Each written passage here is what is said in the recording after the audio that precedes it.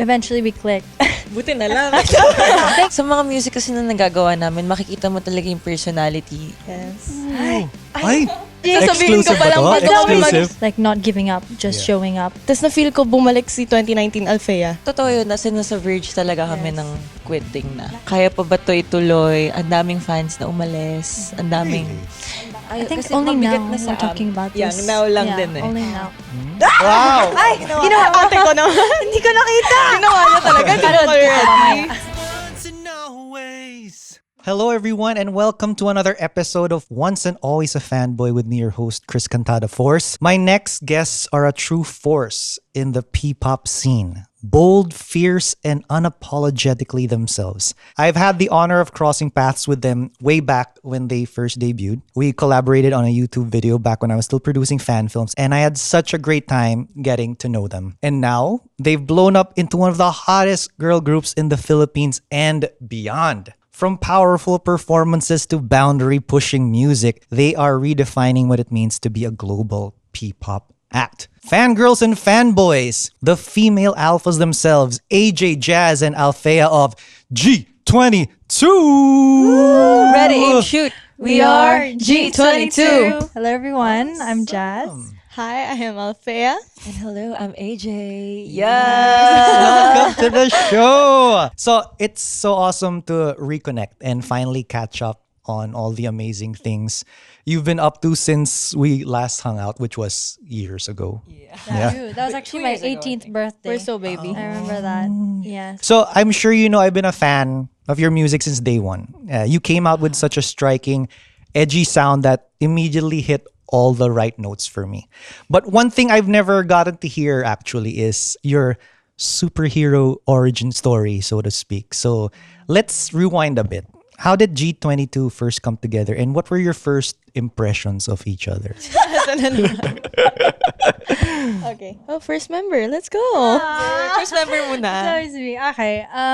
I mean, me and Althea, we didn't know that there's a group forming. I was under Cornerstone, Althea was doing workshops, and I was doing workshops too for things that I thought I was lacking in, so I wanted to do them, like dance, acting. So I thought I'm just harnessing my skills, and same with Althea.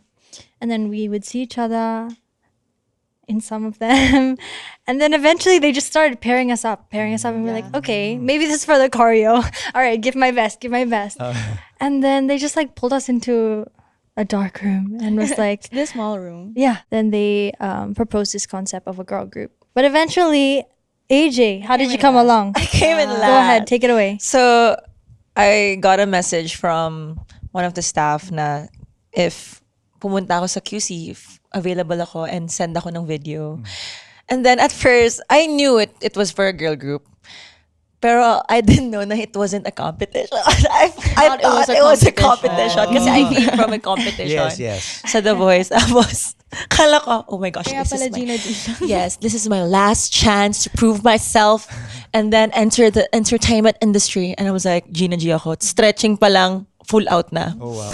Everything. Yeah. There were some girls who knew coming into it, they were planning a girl group, and then they were auditioning and they were training, and then some of us, they were scouting and we just didn't know. So it kind of was just a puzzle that they were putting together, and eventually. What was their first impression pala of each other? That was the question then. First impression. Wala, lagi ko to sinasabi first impression ko kay AJ, ngayon tatandaan ko na talaga ng sobra yung first day namin is grabe. Una pa lang tinuruan niya na ako. Hindi ko sisisihin si Papa, pero medyo kasi hindi ako pwede mag-commute, hindi ako pwede mag-grab mag-isa. So I have to wait for him before I go to the studio. So I waited for him. I was a bit late sa first training namin. So medyo kulang na ako sa mga naturo ng steps.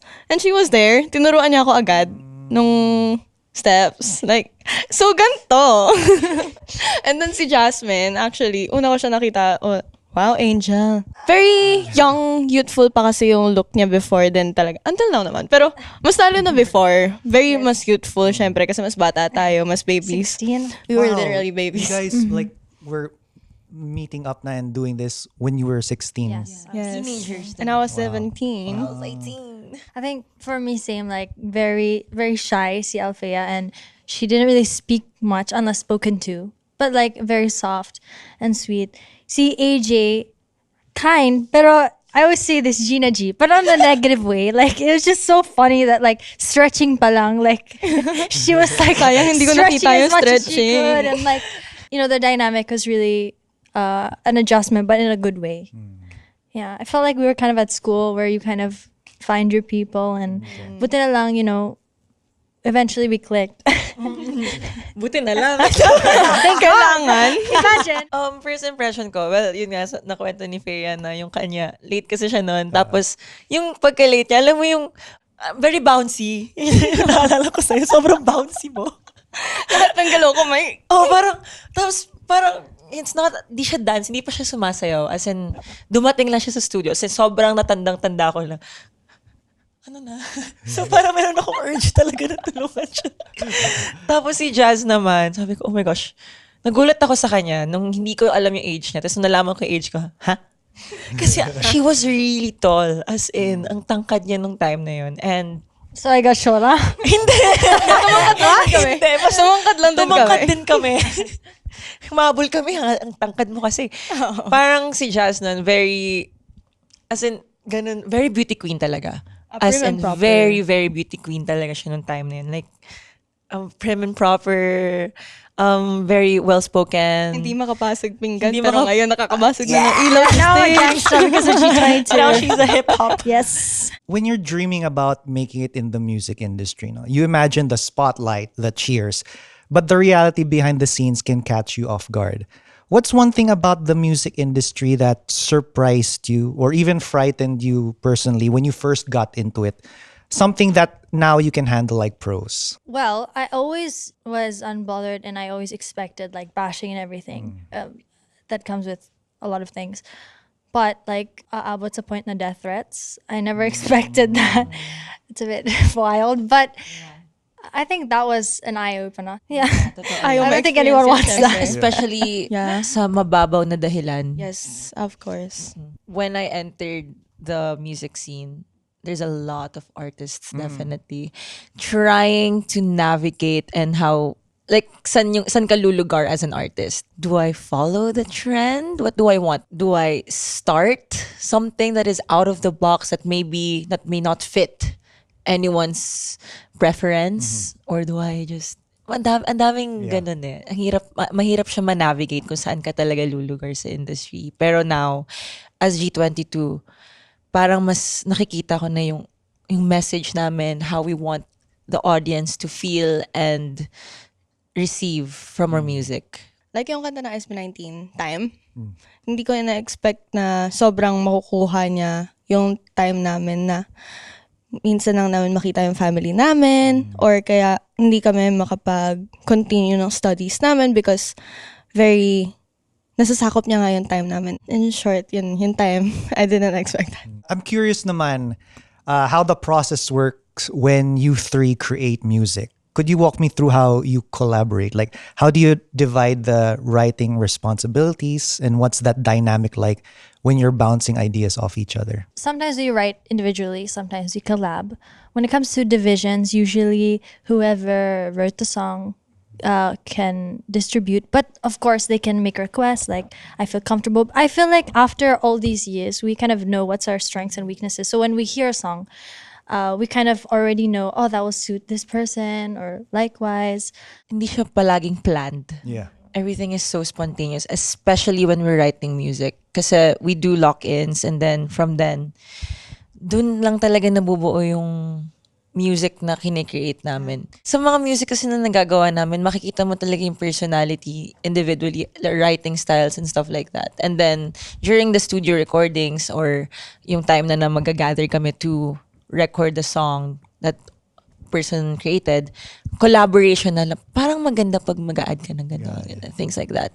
Is more of a collaboration talaga. Kasi we want what's best for each other and kung ano saan ma-highlight talaga yung individuality ng members. That's true. And then we will say like, okay, do what you want, do the ad-libs you want on this song, like add your flavor. So between Papa Papalaban and Filipina Queen, you've dropped back-to-back anthems that feel like battle cries. What led you to choose these songs to be your recent singles? Like, was there something about its message or energy that felt especially timely or meaningful now? Well, we released Pop Palaban because nung Women's Month. As in, yun talaga yung pinaka-purpose niya. And then, we also rebranded as a group. And then, mas na-solidify lang talaga yung branding namin and yung messaging namin through the songs that we released. Yeah. And yun lang, we just wanna solidify our artistry. And yeah. And kaya naman sinunod si Filipina Queen to solidify it more bago kami Mag-album. Yes. Ay! Sabi ko naman. Ano ba to? It's always CJ. Sasabihin ko Exclusive pa lang ba to? bago kami Exclusive? Alright, bago for kami you, Chris. mag-try ng Wow! ibang songs Keep it in Dire-diretso pa siya. Mag-album. Wow, With a very full stop pa. exciting. Sorry. What's your papalaban mindset in your real lives? Like, what's a moment where you channeled that energy, whether it was on stage, in the studio, or even in the mall? Palaban energy for me kasi I live day by day. So by choosing yourself every day is still being palaban. Okay. Like not giving up, just Yeah. showing up.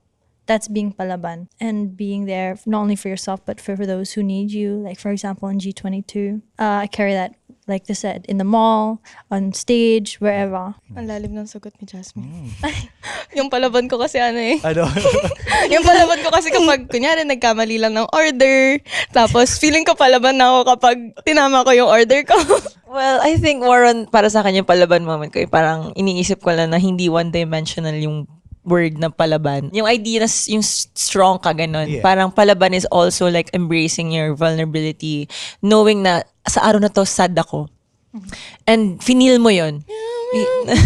Yun yung feeling ko, yung nagiging palaban ako sa part na yun, na ina-acknowledge ko yung kung ano talaga yung totoo kong nararamdaman. If each of you could pick one Filipina legend, past or present, to join your Filipina Queen squad, who would it be? And how do these women inspire you to see your role as Filipina artists and your connection with your fans? Una ko naisip is yung nasa line ni Papa Palaban na sinulat ni AJ. Si Gabriela Silang. Grabe, she's a very iconic Filipino woman na pinaglaban niya tayo. For me, I think it would be Miss Heidelin Diaz. Kasi we know naman nung sport na ginawa niya, it's hindi siya yung kung ano yung typical sport na kukuha na isang kababaihan. And because na she was able to do that and she did that, parang, wow, that's a, grabe ka. As in, Miss Heidelin Diaz, shout out to you. I love you. I got a good one. Yeah. Who? I'm gonna bring to our squad Dana. Darna. Darna. Darna. Yeah. Rinig ko Imagine. si Donna. Akala ko sino si Dana. It's so funny. She's a superhero and she's Filipino legend and she slays, so we could be like Iconic. the goddesses. Yes. si Dee? Diba, she can fight for us. She can fight for us. So we can hear the singing. No. Since my show is called Once and Always a Fanboy, what's something you've been totally fangirling over lately? Could be a song, a show, a movie, even a food craving that's taken over your life recently. I think we can all agree that the Simula at Tukas concert, we recently went together Yes. and it was crazy. It was insane. As in, like we were feeling like real fans. Yeah. We've been a real fan ako since 2019. I was high school pa. Yeah. Napanood ko sa Twitter, sa X, yung nag-viral nila na video na Go Up. Tapos parang ako, wow, grabe, ang linis, ang sabay. Tapos doon ako nag-dig deep sa SB19. Nagkaroon ako ng bias. Lahat sila nagustuhan ko. Tapos na-feel ko bumalik si 2019 Althea. Nung pinanood namin yung Saw concert na parang, eto talaga yun. Eto yung Kings of P-pop. I swear. So, yung nagka-PCD ako, pumunta talaga ako dun sa, di ba meron din sila sa, sa exhibition, nandun yung Simula Wakas experience. As in, I had to relive that feeling again. Kasi sila talaga yung reason kung bakit ako nasa girl group. So, Kuya SB Natsing. They're just normal humans. Yeah. But then when you watch them on a stage like Filipina Arena, it's like, what? Are you human? Like, we worked with you? Like, Na oh my nandun gosh. sila talaga. Yeah. It's crazy. Yung respeto namin talaga kakaiba sa kanila. Kasi when we worked with them, walang bahid ng hangin. They were so humble. They were, actually, nung time na yun na parang magkakasama kami, I would ask how to produce, ganyan, kila Kuya Ken, Kuya Pao. Tapos, yung willingness nila to help the community and actually the whole Philippines in terms of tourism. Kita mo yun sa works nila eh. And yun yung mas umangat talaga yung respect and yung pagka-idol namin sa kanila. It's more than just being fans.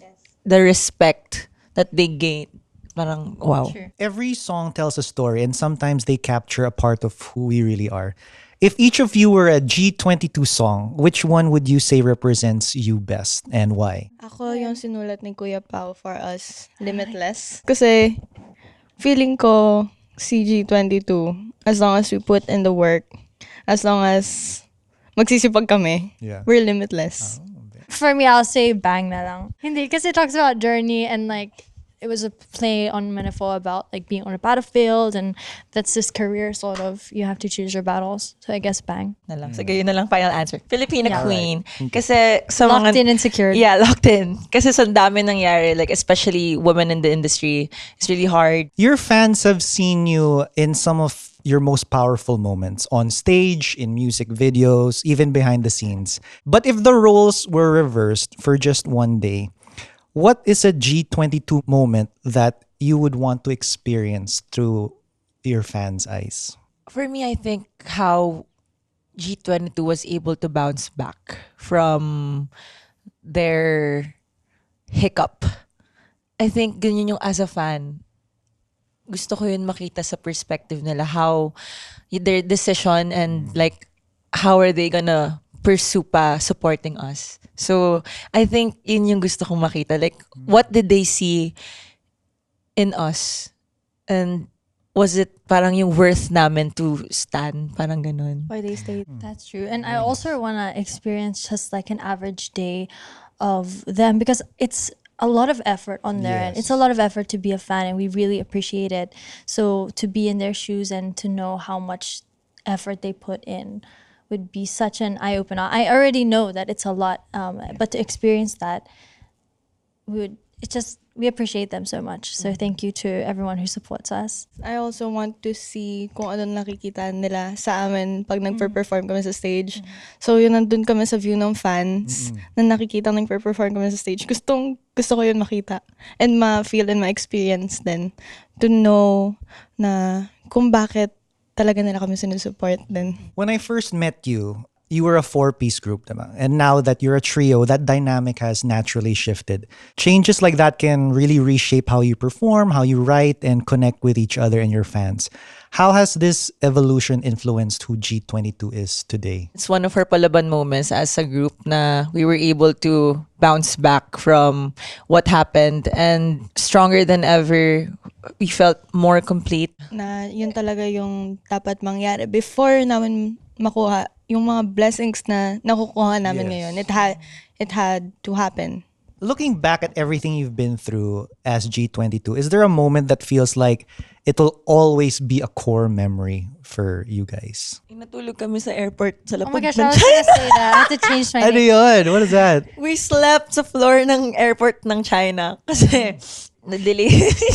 For like 6 So, hours. hindi namin alam na yung next flight namin, once we were in China, connecting flight is Sa ibang more than airport 6 pala. hours yung waiting. That was, Ibang airport pa pala. So, Oo, nagtataka kami, bakit close yung airport? oo. it was super inspiring and humbling at Yes. the same Yes. time. We did a show, like a release for Musica. Yeah. And anyways, I ended up crying. And I think that's my first time crying like publicly. So I turned around because I didn't want anyone to see. And we were just there for each other. And I just remember that, like, parang, Sobrang fresh. like it a helped very me burn the fire again. Totoo yun, nasa verge talaga kami Yes. ng quitting na. Lahat kami nung nag-iiyakan na. Oo. Tapos parang, Parang kaya pa ba? Like even when the opportunities were coming in, talagang Yun yung time na wala.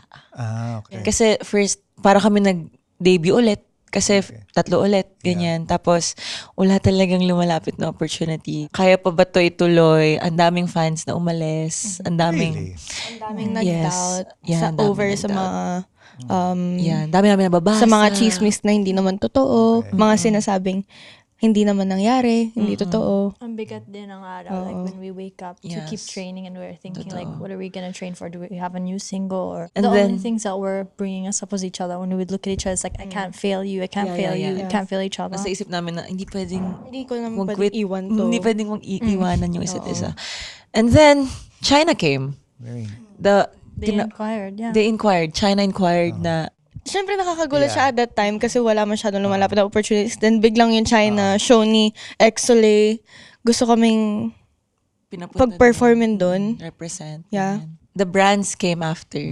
Acer. okay, yeah. And then, Our team Our team. solidified. Like the team behind the scenes of everything. yeah. When it solidified, parang, oh my We gosh. met people along the way na tinulungan kami talaga kung ano kami right now Yeah. and what the team that we have now. And yeah, so grateful. Yeah, you know what? That's so surprising for me because on my end, I always thought na you girls were just going higher and higher and higher. I've seen you like on social media performing all these big stages and all of these new brand partnerships. So I would never have thought na you had that little time of uncertainty. For those that stood by us, we didn't want to make them feel like we're weak. We wanted to be strong for them. We wanted to show na we can still do this for you and each other. So we were, Like showing up talaga. yeah, Parang ganun. even sa mga interviews when they would ask us what's happening, we would try to be as normal as possible. Yes. I think Kasi only mabigat now na sa we're talking about yeah, this. now lang Yeah, din eh. only now. We didn't really want them to also carry that Yeah. weight. Kasi they've been lifting us up. Like, sobrang grabe yung inspiration din na binibigay sa amin ng bullets. And we didn't want na mabigatan din sila. Yeah. Along with the girls and our family, yung mga fans talaga na nagstay yung Yeah. Yes, we love Nag- them so much. naging reason why kami nagpatuloy sa G22. To end, let's lighten it up naman. Lighten. Lighten it up. Okay. Since you've already dipped your toes into the horror scene with your Shake, Rattle, and Roll Extreme soundtrack collab, sige, imagine a horror movie called Pop Star Slay, where the world of glitz and glam collides with jump scares and scream queens. What roles do you think each of you would play in that movie? Who's first to get taken out?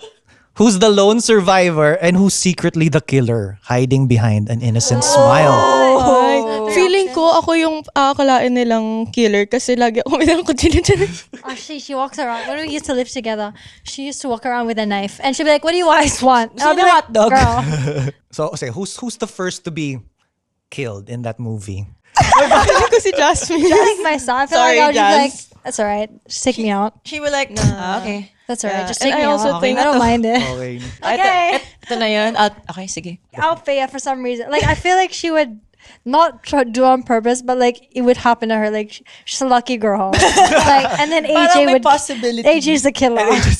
Yeah, Feeling yeah, ko ako yeah. nga yung yung aakalain yung killer pero hindi pala. Yun yung twist. Yun yung Si twist. AJ pala. Plot twist. Oo. Like the May movie's plot twist na pointing agad yung it's movie. Althea, but actually no. Ah, yeah, you're survivor. I'm gonna You're gonna die. die. Ikaw Ako. goodbye. Yes. Killer ako. Well, yeah. And also, ikaw yung mahilig sa gore. So, Yeah, di ba? siya yung may, ako, I can't handle gore. Okay. Honestly, mas sumalala siya ngayon. Pag kumakain ako, hindi ko na kaya manood ng gore talaga. Minsan nasusuka ako, pero siya, Really? she loves gore. And I So, feel like you could nail the killer face. Tingin nga. Ano ba yan? Pinag-audition mo pa ako. The micro expressions. Wow! ginawa ate ko naman. Hindi ko nakita. Ginawa niya talaga. Hindi ko ready. To end, if you have any final words to your fans, you can speak straight to which camera? Like, Yes, bullets, of course. Thank you so much, guys. Kayo ang inspirasyon namin, our motivation, our everything. And thank you so much for for all the love that you guys give us. We feel so loved whenever you guys are there, whenever we're performing, online, offline, sa lahat ng mga performances namin. So thank you so much. Yes, we meant lahat ng sinabi namin kanina, narinig niyo yan and all. Hindi ko na uulitin, pero yeah. Love you guys. As what AJ said, you give us motivation. Motivation. But Tinginan kami ni Jasmine. it's true. Like I always say, you're evidence that our dreams are coming true and growing. Those who stick by and those those who just even support us online, we really, really appreciate you guys. We choose this every day because you choose us. So love you always, and don't forget that we love you. Album soon. Yes. Gusto ko rin sabihin ulit yung lagi kong sinasabi ng line. Hindi ko magana yung baril kapag wala yung bullets. So, That's hindi so gagana ang true. G22 kung wala kayo. So yeah, that's it. Thank you so much for your time. I'm so Thank so you so glad much, Chris. that we finally got to do this again, to reunite. But now, from being a group that has just debuted to now soaring all those We're also highs. grateful to you for believing in Yes. us Yes. ever Oh, yeah. since. Kasi isa ka sa until unang- now. Day one. Yes. Day one. Naniwala din Oh, sa amin nakapag-collab yan. I even Bullet. danced. Yes, yes, yes. So please, after you see this podcast or hear this podcast, go check that out. Yeah, Go scroll, very scroll, scroll, first, the and very figure it first. out. More power to you Nice. guys. Thank you so Thank you so much. much.